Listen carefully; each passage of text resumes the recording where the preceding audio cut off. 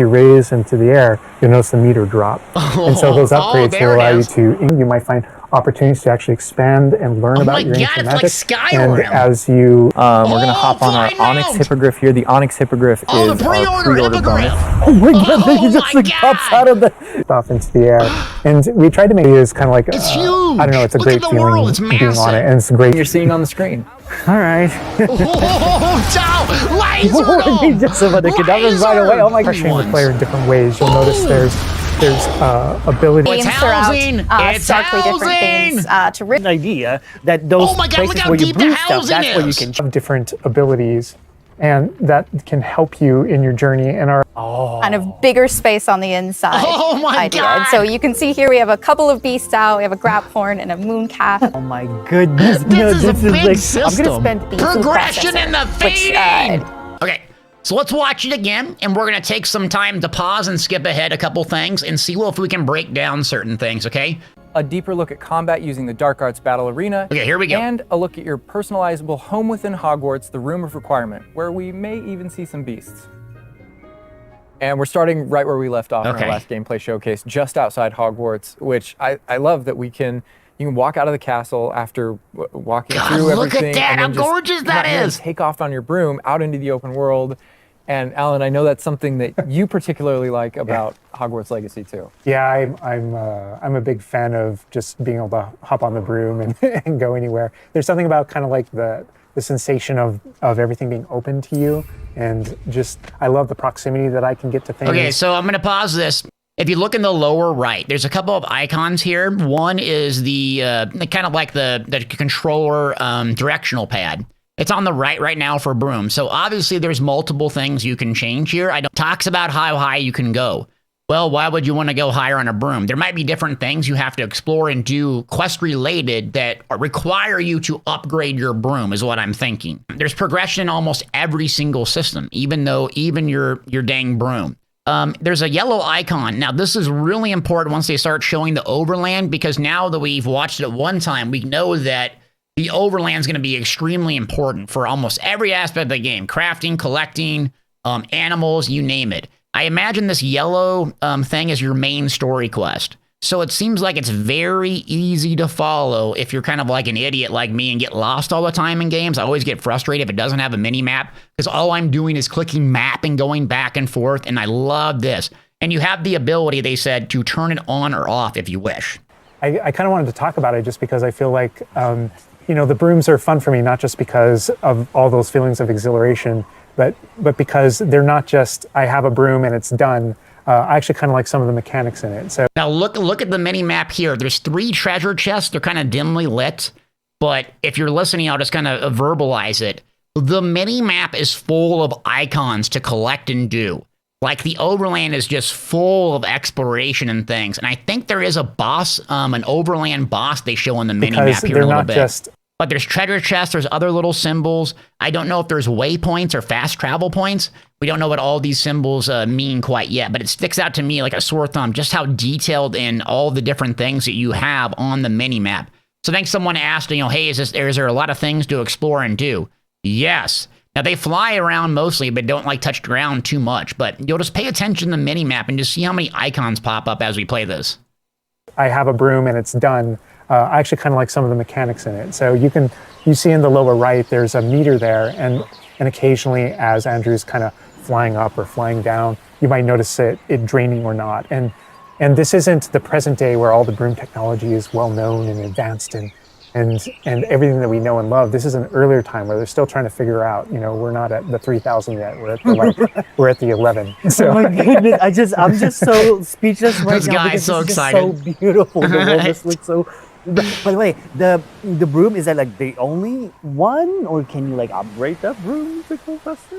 Yeah, so we have a shop in Hogsmeade, actually a broom shop. Hogsmeade is how you do it. So that sells a variety of different brooms, and it was important to us that the player could customize themselves based on their own aesthetic. So they're purely cosmetic, but if you talk to the shopkeep and help him out, he'll actually sell upgrades.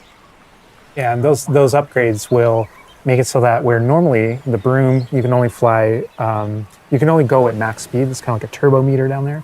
you can only go at max speed without the meter going down, kind of closer to the ground. And as you raise into the air, you'll notice the meter drop. And so those upgrades will allow you to increase that distance from the ground.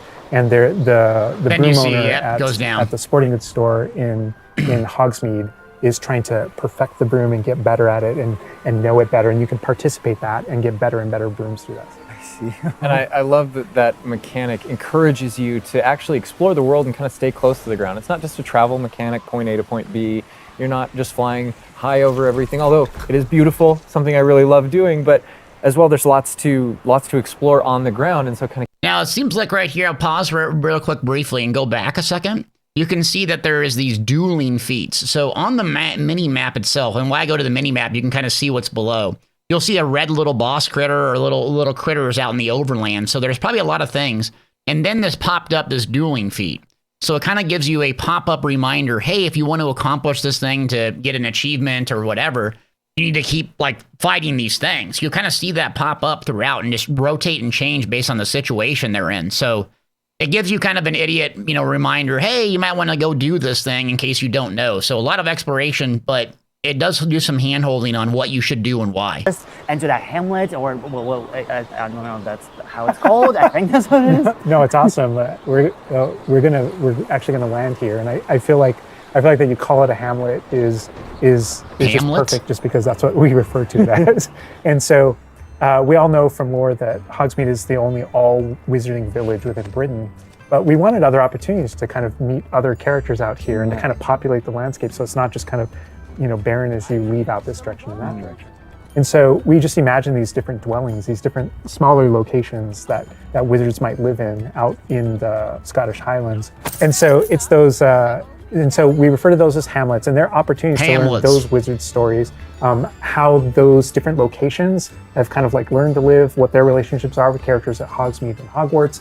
And so they're both quest opportunities out here and a chance to kind of get to know more of the area, even beyond Hogwarts and Hogsmeade that we've already experienced. And you'll also notice on the mini-map, like lots of little icons. Yeah, look at the icons on the mini-map. They're just gameplay in the hamlets. So many, there's like 5 or 6 right there. Whether it's a vendor or different puzzles and challenges, or different secrets that exist. Each one of those icons are different opportunities for gameplay. And you'll notice that same thing as we venture out into the open world as well. So when you go out into the open world and you see those icons, whether they're on the mini-map or on your map or off in the distance, those things are opportunities to say, like, I want to increase my inventory capacity. They're puzzles left behind by old wizards, that you can solve that actually grant you those. If you see ruins off in the distance and you visit them, you might find opportunities to actually expand and learn about your ancient magic. And as you kind of encounter different enemies dotted on the landscape, sometimes those characters, poachers or dark wizards, might be hoarding different magical resources that are valuable to you as you're playing the game. So each one has kind of like a way to connect to our gameplay loops and provide different resources opportunities that just kind of reward you for poking around them. I mean, I right away want to just cover all of those points on the map just by going over there. Well, we've flown on a broom already, but there is something that we haven't done so far, and that is getting on our flying mount. We're going to hop on our Onyx Hippogriff here. The Onyx Hippogriff is our pre-order bonus. Oh my god, there he just like pops out of the... God, it's so good. Oh, wait, Hippogriff here. The Onyx Hippogriff is our pre-order bonus. Oh my god, there he just like pops out of the... God, it's so good. Oh, wait, you can use it as a horsey? I mean, a horse. All right, now look at the D-pad change to the griff right here. So that must be your mount system in the bottom right. That is a horse? Yeah, as a hippogriff, you can totally ride it like a ground mount, and you can lift off into the air. And we tried to make sure that each we got some critters each down of those there, interactions, so the broom's really good at reaching that top speed, at kind of traveling the world as quickly as possible. But sometimes it's really nice to get on the hippogriff because of that ground speed or those transitions. And sometimes it just feels amazing just to be riding around on a hippogriff. Look at it. Yeah, it really is kind of like move it. 1 second. I don't know. It's a great feeling being on it, and it's a great feeling managing those transitions, kind of going from run to fly and just being able to go wherever you want. And we tried to make sure that each one of these things that you can interact with have some a bad unique guys. Here we identity and a go. reason for being. Yeah, see the dueling feats pop up And, again. oh my god, like I see like different like areas, like a swampy area. By the way, can you go to like entire map anywhere you go? There are regions that are like locked from you? Yeah, or, as soon as you, there's kind of a moment where the world kind of opens up to you outside of Hogwarts as a student, and right from that moment, Yeah, so they said that if you guys can't hear that, you can go wherever you want, kind of like Skyrim. You got to do an introductory quest, and it's not scaled to your level. They said that you can go wherever you want, but you might get destroyed if you go into certain areas. Types of environments out in the world just to kind of pepper your experience, reward you for exploring, keep things fresh. All those things exist as we're moving around. So cool. And I love that windmill. It's like so rustic. Like I keep forgetting that this is like 1800s. The Wizarding World we never really. Yeah, this is seen before. 1800 Like, time period. If you don't know, like, it's part of it. Yeah, I love this vista too, and I'm gonna have Andrew stop here. We're gonna use a bit of dev magic to change the seasons. Change the seasons. I want you to see what this world looks like. So they talk about this, they'll show snow, but all too long didn't read it. Apparently, it's kind of like a year in the game, and then as the year and the school year progress, the seasons change just like you would experience. So it's tied to the story elements. Look at that, look at that. Oh my goodness. This is so pretty. Okay, it looks so realistic. Oh my god, it changes the landscape like completely. Yeah, so the landscape changes based on that. Does it have like actual like gameplay impact, like impact on the gameplay, or does it like it's just the weather of Scotland? Yeah, we really use it as a narrative marker through the game. So as you're progressing through your main storyline, it was important for us to kind of like have those moments. Look how much there is to explore. I mean, they've been flying for quite a while now. I mean, it's fascinating that. And now the landscape has changed, and it's just there's so much more to explore than I originally thought. I thought it would just be the Hogwarts. And I think just be Hogwarts and a little bit outside. For me, it's no, really fun that absolutely not. On the now the mini outside, map here, you're not seeing a lot of interactable objects here, so I don't know. This must be kind of like a little dead zone or something you unlock a little bit later. But there's one. Now there's a. Let me pause this. There's a bear thing pop up, so I'm pretty sure there's overland bosses and there's animals that you can tame, which they show a little bit later. So just like any open world game, I thought it wouldn't be very open world. I was completely wrong. It seems like it's a lot of Skyrim mechanics, maybe a little bit of Elden Ring, all wrapped into one in the Harry Potter world in the 1800s. But these landmarks you see as we travel around leads me to believe there's gonna be bosses out in the open world that you can tame and take care of. Things like that, where Hogsmeade reacts to holidays, and the school reacts to holidays, and you see the decorations around those environments change. That really helped just kind of make me feel like I'm there. Right. Yeah. And it's not just They show combat in a little bit. We'll get to that. For the seasons, those kind of vibe things. Like we have a day-night cycle, and that day-night cycle. Even though similarly, like it's largely about vibe. When you go into Hogsmeade in the evening, there's less characters there. Around the school, you'll notice it kind of dies down and quiets down. Just when there's candlelight and students kind of like as you're walking through the halls. But in that day-night cycle is where we've kind of placed a few items where, you know, whether or not you can collect them or whether or not you can interact with them that are a little bit restricted by the day-night cycle. And I love Andrew's flying up here. Now really he can fly high however on the high he Hippogriff, wants on this guy. And we're just looking at this view of Hogwarts in the distance. It's just absolutely Look at the beautiful. view It's part of distance. what I love most Huge. about flying around in this game, whether it's on a Hippogriff or Yeah, this was an MMO instead. It does need a co-op function, I would think. Co-op would be incredible. I still can't get over, like, no matter, I played this so much, but I still can't get over the fact that I can see Hogwarts out there, and there's just something beautiful about knowing that all of the things inside of it, the classrooms, the students, the professors, all the places I can go, I can just fly my Hippogriff, land in the court. Yeah, co-op, it's too bad there's not co-op, but not every game needs multiplayer, but I think this one would really benefit for it. It's all contiguous and just kind of like one space is still exciting to me after all this I mean, time. I'm speechless right now. I mean, my son really wants to play this game, so when it comes out on Switch, we're playing it all over again. A lot more time out here just flying around, experiencing the world. I think this is a great opportunity to switch over to combat. And now watch this, baby. This is impressive. I'm going to stop a lot of this. A lot more of a deep dive on using the Dark Arts Battle Arena, which is part of our deluxe edition. So hold on a second. Dark Arts Battle Arena. Apparently this is a part of their deluxe edition. So apparently you have to, this is kind of some thing you have to purchase. Let me just go over and show you my Steam here. So there's a couple different versions. Yeah. So I already bought this, but Hogwarts Legacy and the deluxe edition. So apparently that's $70 now is the deluxe edition. So I already own that one, but apparently what we're going to see here is tied to that. So keep that in mind that, I mean, it's a one-time purchase. It's not like an MMO where you're going to have to buy a bunch of crap. And they also said that you can earn cosmetics. We'll get to that in a little bit later. So there's earnable cosmetics in a video game. Can you imagine? So let's go really slow and show you this because I learned a lot watching this. All right, Andrew's got us in the Forbidden Forest, which is where the Dark Arts Battle Arena is.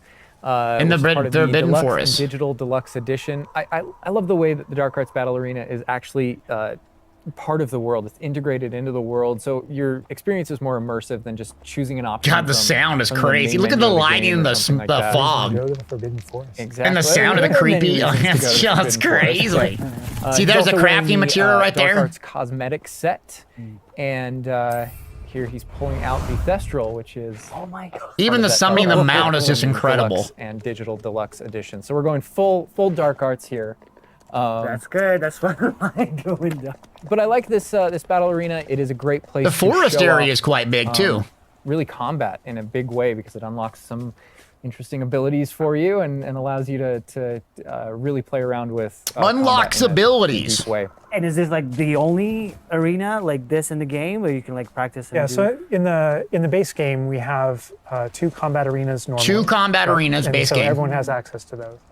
And each of the combat arenas are an opportunity to kind of just go through a difficult combat challenge, fight through multiple waves in order to earn a different cosmetic for your character and add that to your collection. So let me pause that. You fight through different waves and earn cosmetics. So this will be a way to obviously practice your combat, but it will be some purpose of actually making your character look cool. That's no different than the Dark Arts Battle Arena. That's also true, the combat arena. But one of the things that we're excited about in the Dark Arts Battle Arena that people can do is you come in preloaded with different abilities. So the unforgivable curses are something that everyone's going to have access to through the base game and going to be able to earn. And they can. So you're setting up your spells here. Kind of like add that to. Now they blurred this out, but you can see the unforgivable curses. Avada Kedavra! You can set up and all that, so you can see the green ones here. And this must be all the spell book, but they're not going to show out all the spells just quite yet. So that's kind of why they pause it there. You can also commit to that down with certain talents and things like that. When you play the Dark Arts Combat Arena, you actually have access to all those things as kind of like a way to test them all. And so it's a chance to kind of like tour and play with the Dark Arts and decide whether or not that is a path that you kind of want to go down. But yeah, everyone has the same ability to explore the Dark Arts. This is just kind of like a way of previewing. And again, a great place for us to show off combat in general. Here we so go. We're gonna jump it's a single player game. Start battling, and we can start talking about everything you're seeing on the screen. All right. Boom! And we're just going over the combat mechanics and kind of slowly breaking it down. The bottom right corner is your skills. So you have kind of a basic attack, like think of like light attack and Elder Scrolls Online or something else. And then you have an abilities. It looks like they're on different cooldowns. The more powerful ones are going to be on longer cooldowns. You can start see them kind of like build back up. Just kind of like any other ability queue. You have this different D-pad to the right, which will allow you to, I think, change skills on the fly. At least that's what they said earlier. You got potions down here, and then you have this like big meter. Let me make sure I say this right. They'll go over it. But it's ancient magic, just like I thought. So this will be your big, huge nuke. You'll see when you're taking damage or you're doing these combos, chaining basic attacks and also abilities together, it'll start filling up, and then you can just do huge, massive amounts of damage, and they'll show that. So to pay attention through this going on of the cooldowns on the abilities, how long they take, and how they're using them, but also look at the combo meter. When this thing turns blue, something's going to die. Also in the other side of the screen, because of course my head's on the wrong spot there. Let me see if I can move it again. Just can't win with my big old head. The bottom left here has this L1 key. This is like a consumable, so you can use like a defensive potion. You can actually use plants and other things to kind of like buff yourself. So you have potions for healing yourself, but also you have that mechanic there where you can kind of take advantage of different plants and all sorts of stuff to augment your build. So there's going to be a lot of build crafting and theory crafting based off of some of the variations that you have here. Here we go. So, but the cadavers right away. Oh my god. Boom! Beamed them. Oh my god. See, those cooldowns are quite long there. It's like 10, about 12 seconds. Cool. Yeah, so that you'll See, they notice swap right skills away. there. So you notice there that I didn't catch that the first time. So watch this. Now you see they have 3 skills, or 2 skills on cooldown, and that's what their presets in the bottom right. And once we get this going a little bit, they swap really quickly and unlock 4 new skills that are not on cooldowns. So let's see. He dodges a dodge there, nukes this guy. 3 skills are on cooldown. Bang, bar swap essentially. And now you can see 4 more skills not on cooldowns. There's also a diamond in the corner that indicates, looks like you can bring maybe 4 of these preset packages. So it's a way you kind of rotate through your abilities and skills. And yeah, you have 4 to use at a time, but you actually have quite more of a combination, which I didn't catch the very first time we watched this. You'll notice right away, like when we used Avada Kedavra, that guy's health bar went from instant to 0, and we really are trying to honor the way Avada Kedavra works in the game, even in some pretty extreme situations. You'll notice that like the meter takes up a lot longer to Yeah, a little kind of cooldown. build up as a way to kind of deal with its extreme power. Now you can see the house, it looks like up here. You see that Slytherin and they're building XP. I would assume this is like either your level or something related to the arena itself. Just that it's still fun to use, and then there's some ways that we'll probably talk about to adjust that. But I don't know. I don't know if there are things on the screen that you just have questions about. Well, like I see like little blue things pop up from the enemies. Also, before like that sign, well, it's like, so in the community we call it the ancient magic sign. I don't know if that's how it's called in the game. So the community is astute. So on the development side and in player facing in the game, we reference that as your ancient magic meter. Ancient magic meter. So it is ancient magic. That is, yeah. So as your abilities in the game keep growing and you become exposed to some of the secrets about your own kind of mystery and your own abilities, you start unlocking new powers. So one of those powers, you'll see the R1 button appearing throughout the game. That's an ancient magic throw, we call it, that allows you to kind of like draw an object to you and fling it at an enemy. Now you see the blue bar fully locked and loaded, and that little icon down there, it's lit up blue. So it's about time for a big, huge nuke. It'll be L1 and R1 on the UI, and it basically just dunks on them. Okay. But whenever you see the R1 or the L1 plus R1 appear over somebody's head, There it is. See? that's an Bang. ability to cast a very devastating and powerful ancient magic spell to do a ton of damage against the character. I see. And the way that manifests itself depends on the type of And here we enemy that go. you're fighting. And you'll see a wide variety of enemies 1400 that are damage. pressuring the player in Then different they swap ways. the You'll notice spells. There's abilities that kind of bubble up under the player as he's fighting that force him to move. And there's different ways that we want the player to kind of move around on the battlefield. And that's actually a good link to the ancient magic meter in general. And the reason why I say that is because as you're doing different things in combat, you're protegoing and you're doing different abilities and you can kind of spec into it with your talents, there are different ways to get that meter to build faster and faster. So one of the most effective base ways to build up that meter fast, that way you can launch these devastating attacks whenever you want to, is to actually perform combos. So you see that combo appearing, and it's almost like your emotions are building up, and then basically that builds up enough that you can attack someone. But as the combo meter builds up, at some point you strike someone and a piece of their magic kind of falls out of them. You'll see the Yeah, it looks like the R2 right here is how you swap it, I think. And it looks like the diamond, you have 4 different presets of 4 different skills. So we'll see. I've only seen a couple so far being orbs used. in the game world, and there's something that only you can see in the narrative. There, in the so we world. swap back. And it's Looks like another there's reason only to move 2 around on the unlocked. battlefield. 2 If are you can grayed go out. up and collect those things, and So it's going apparently back and they give forth between those two. big jumps to that ancient magic meter as we're playing.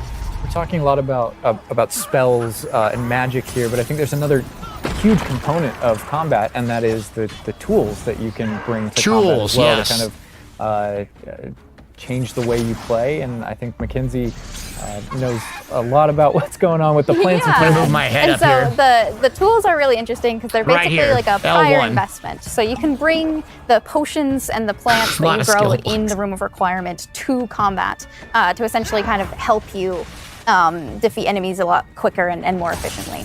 So some of the tools that you'll see here are like the rock skin potion. So that is something that basically covers your Rock skin. skin This potion. like rocky material that reduces the incoming There we damage. go, that reduce you're incoming receiving. damage. So That against last big doesn't enemies, last very hard-hitting long. enemies like trolls, that's super helpful. Oh my god, she's just You can see the actual destroying- character change right the there. troll just collapsed from one of the Kadabra. Obviously, we have the Wiggenweld potion as well, which increases your health. And then I'm gonna we pause have it when we go to focus the potion. potions. So when Alan talks about having to balance Avada Kedavra with a long cooldown, because obviously it's an instant kill, Oh, look at that one thing block. that you could do is brew a focus God, potion. it's so good. and Here we that go, will- here we go. Let's pause this. Okay, so it tells you the recipe, brewing time, yield 1 bottle, what you got to use. Ooh, there we go. So that other D-pad function was your mode of transportation. And so this is the wheel that you can unlock. Some of these are locked. It looks like it's probably level gated. And then you can do a lot. Focus potion, reduce the drinker's spell cooldowns. So you got the root from the movie. You got the rock skin one. I think they're going to show this one that's like a turret. So, okay, 15-second duration. So those are pretty snappy to use. will increase how quickly your cooldowns regain. Oh yeah, they're just So much, they're like, ramping up big time. versatility, like in what the character is doing too. Consumables are gonna be huge he's for bouncing combat. around the arena. He's like not, and the troll makes him move around too. It's like And I love that our plants are violent. Yes, and so that's like when we were talking about the setup of the arena. You also have plants. That There you it can is. fight with. See, and there's so a we have plant. things like the venomous tentacula that you can put down, and it acts like a Oh look, it is actually looking like a turret. Look at this. Look at this. Let's go back a little bit. arena. You also have So you put it down, and it'll shoot out this plants that green you can stuff. Let's fight with. see. And so we have things like the venomous tentacula that you can put Should be like down. right there. Boom! Just shot this guy. Let's see how much damage it does. and it acts like a turret that just kind of kind of a shoots noodle. enemies around the battlefield. that is so cool. This is like a truly like Hufflepuffian way to approach the battle. Yes. No, that was super important to us, that there were these like multiple ways. And so you can see there's a ton of different things that you can use. The Mandrake is one, so you can pull it out Mandrake, and yeah. stuns with its like piercing Stuns, cries AoE enemies, stun. in a radius. And another thing I want to call out that we're seeing on the side of the screen here is these dueling feats, which I love because I love anything that prompts me to play a game in a different way, a unique Now, way. you see this NPC with the bubble here. If you didn't listen to earlier, it's the color of the bubble kind of indicates what you need to do to break it. You can also do your own little bubble, I think Protego as well. And then you'll see this guy have this little pop-up over his head that will indicate you basically need to dodge or you're about to get a spell attacked on you. So he can see he or she is doing really good at the combat. I mean, master level player here. I don't want to get stuck in my style, you know? And so this is a way to, if you want to get stuck Right in your there, style, right there. go See for that? it. If you just want to blast people with spells, go for Ancient it. But we magic also right want there. to, Boom, vaporized. have some things over here that may make you use certain plants or certain potions or block more or... Yeah, we mentioned the field guide challenges in the prior stream, and the field guide challenges. This is the way that the field guide manifests. those God, that challenges for you to do. animation's so good. And exactly to your point, we just wanted a way to encourage players to explore the different systems, to help them decide, to just kind of practice with them and explore what they want to do, because there really are so many different ways that you can push talents. So you got when see CC break there green with X's square, on it looks characters, like. That's right. and that's Let kind me of pause that real quick and see. It shows like you got stunned there and there's a CC break animation. systems to help them decide, to just kind of practice with them and explore what they want to do, because there really are so many right different here. ways that you can. So it looks like they broke yours. They broke your little Protego here, and then bang, you get locked up with the square key. So it looks like there's going to be a CC mechanic even on you. When you see the green X's on characters, that's right. And that's kind of through your talents you can unlock this kind of cursing mechanic that sort of like links the fates of these different characters on the battlefield. That way, as you get as you're cursing different characters, they all begin sharing damage. And so we have things like Avada Kedavra, which is the insta-kill, But if you curse everyone before you insta-kill this one guy, they can all drop dead for that kind of ultimate Voldemort. Just named him. And so, Oh my god. there are dark arts fantasies. There's God, fantasies so about good. being more of a defense against the dark arts characters, things like that misty step. their ancient magic turned him into a occasionally being chicken? used That on the must be battlefield. random. And we can also spec into our potions and plants to make them more powerful and more efficacious. So it's Wow. all about which type of player you feel like you are and whether or not you want to play with prep on the fly or with deliberation, and those are all different options. That is so cool because like it's like I see so much like going on the stream, just so much complexity, and I want to just try it myself, like which style works best. I Victory! mean, I feel like it's the dark arts is going to be the easiest route, but You're that our ancient audience. magic, to be honest, feels like much more powerful than just the dark arts. Yeah. To be fair. And speaking of plants and potions, we're going to be putting the dark arts away, put those unforgivable curses away. Yeah, this was probably the most and heading impressive to here. the Room of Requirement, which is Room of your Requirement. home within Hogwarts. This a was the most personalizable impressive. space that actually has some utility as well, where you get to brew things and grow things, and also care for some beasts. Now I want to Right, pause Andrew's and cut got us here. in the Room of Requirement, wearing, we kind of went casual mode on the outfit here, wearing a nice jumper. And I think that's a good jumping off point for the personalization of the space as well, not just Look your at all this stuff. character Everything's and the visuals of the interactable, character, but placeable. actually, this space is a place that you can make your own. Yeah, it was super important to us that this space really did feel like your reflection as a wizard. So you can change Oh, the that big question architecture. mark there. Let me see that. I didn't see that, catch that earlier, but Yeah, it was super important to us that this space really did feel like your reflection as a Yeah, wizard. back there, huh? So you On can change cooldown, the something there. architecture in here. what? Different themes throughout, starkly different themes to really. so you can just see hammer- down here the different type of ceilings that you can do, and it shows about 4 or 5 to 6 different variety of ones. We don't know if this is max or you have to earn these or Oh, this basically is- get this is these. yours. But it's housing. What? This is beautiful. We never expected that to be. Oh my god. That's the thing, is not only can you change the architecture here, but you can actually conjure little objects into this space, as you can see. So All right, here we go. Conjuration. Let me backtrack this one. But it not only can you shows a change big the interface architecture here. but you can actually conjure little objects into this space, as you can see. Okay, what do we see here? We got deer head, a wrench, potions, rugs. Looks like animals. So yeah, a good variety worth of stuff. I mean, you got 12 different item sets you can experiment with here. So there's like statues that you can do, and ornaments and tables and rugs and just a bunch of little things that really flesh out the space and bring it to life. Oh my goodness, because like we had an idea that those places where you brew stuff, that's where you can change, but you can do all of this. Where do you even get this Look stuff? at that! There's a furniture store? And you can see the pop-up Yeah, of the so we call material them over here, conjurations. Moonstone. And the conjuration recipes can be purchased at Tomes and Scrolls in Hogsmeade. But also as Hogsmeade you once engage again. in different types of gameplay throughout the world, you'll be rewarded with different objects. That's so cool. Rewarded You with change different color? objects. You can change the color, you Gameplay. can change the size of it, and you can place it basically anywhere. Oh my god, it's so tiny. It's like for Baby Niffler.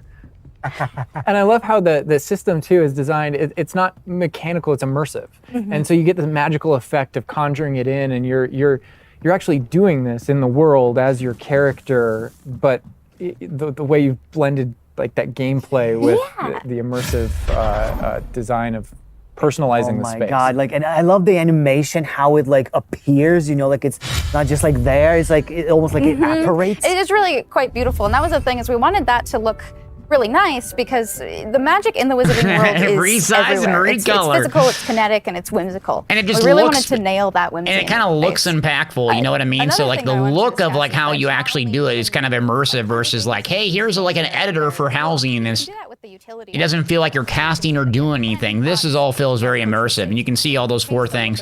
So it's not 100 different items, but it's enough to give you some variety. As we had mentioned previously, you'll be growing your plants, you'll be brewing your potions. Right.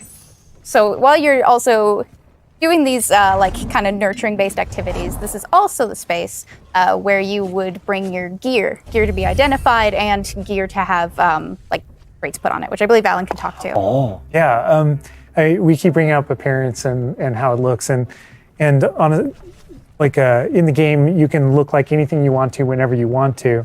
that the player will be finding different types of gear that we call it as you progress through Here's the game. the loom, how Essentially, you we just basically know how you that, craft gear. that Now, what I clothes- noticed here when I just looked at it is the basic mechanics of any MMO or RPG, right? The colors indicate the quality, I would imagine. So green, blue, purple, and apparently orange might be the thing. So it kind of breaks it down a little bit further, but you can change the appearance at any time, but also you can improve the combat power.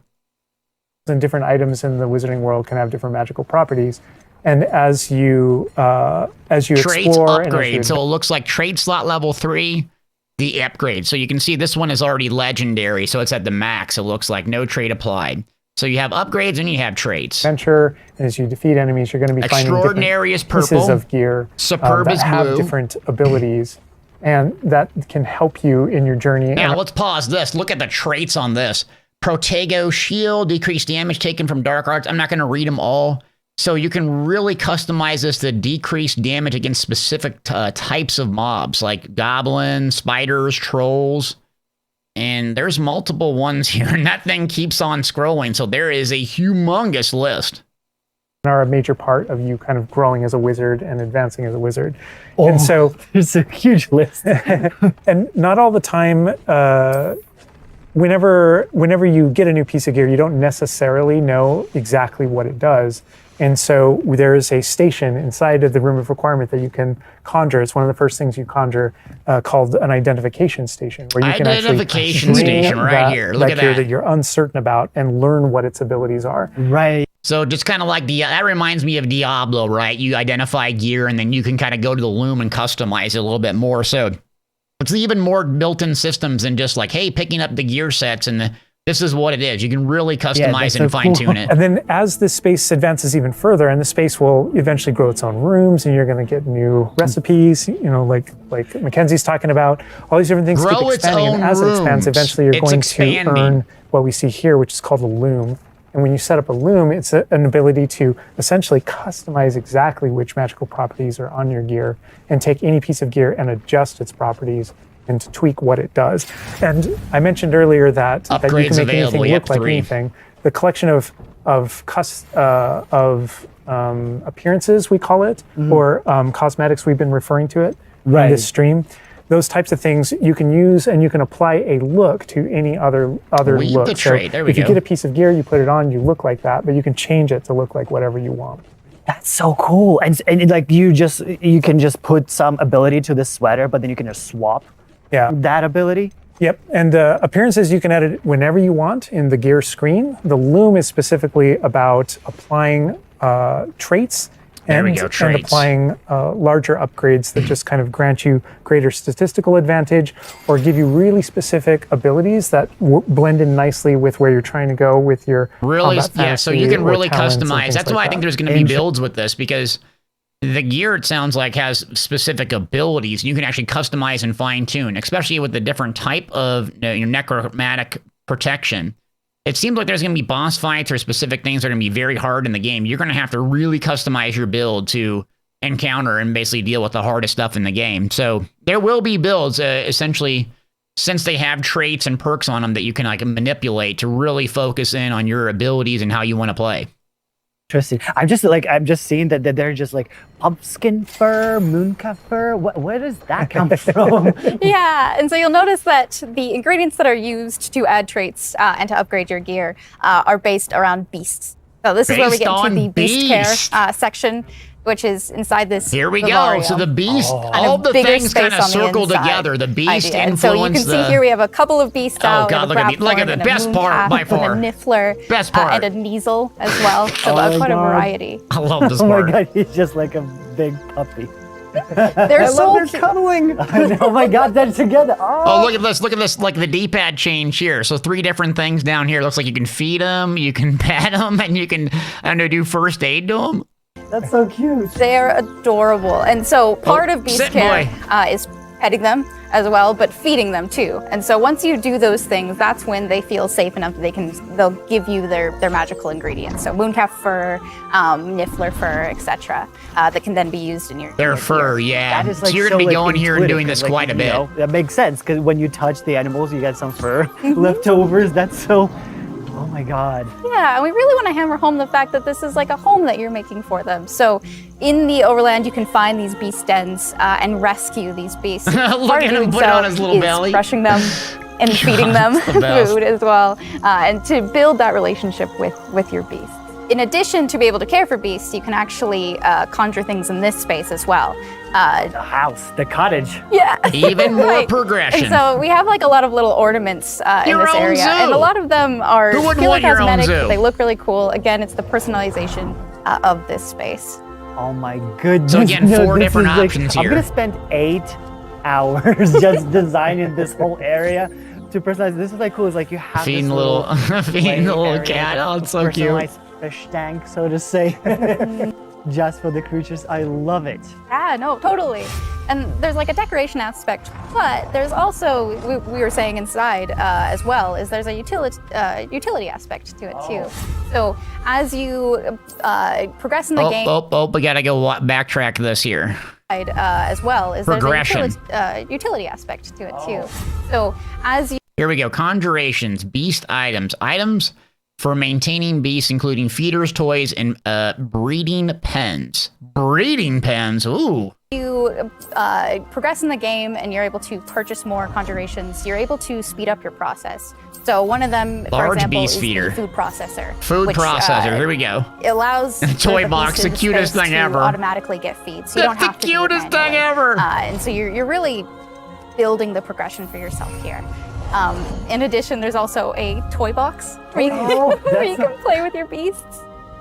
You'll see here, yeah. So you can, there's a bunch of toys in it, and each beast has their own favorite toy. So as you can imagine, the mooncalf really likes the moon Another ball, settlement or needs the your help. eagle as like a little cat really likes Yeah, but to real keep- quick, let me pause this. An important point I just thought about is it seems like a lot of these systems are tied together, right? So you're going to basically want to upgrade your gear. Well, how do you do that on the loom? From what I gathered, it was getting the materials from these critters.